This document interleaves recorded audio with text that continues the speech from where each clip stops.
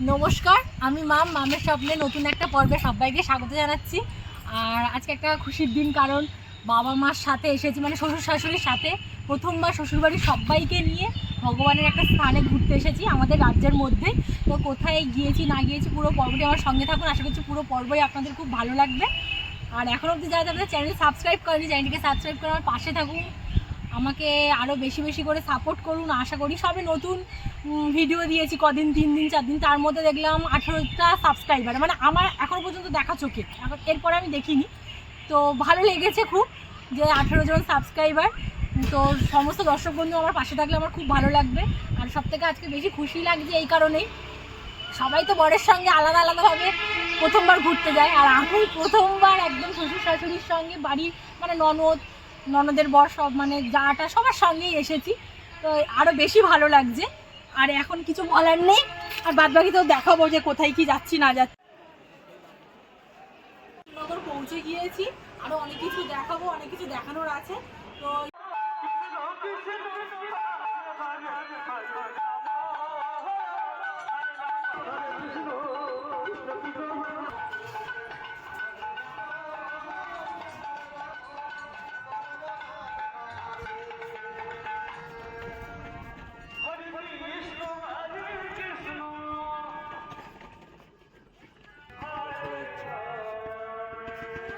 ওরা সব কোথায় গেল?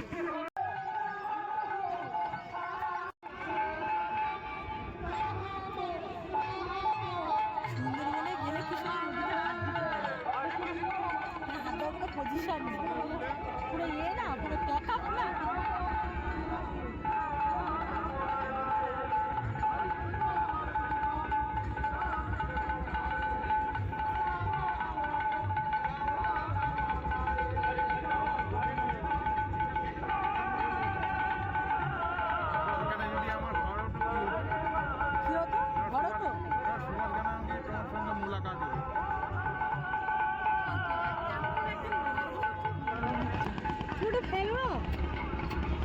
ये खा लास्ट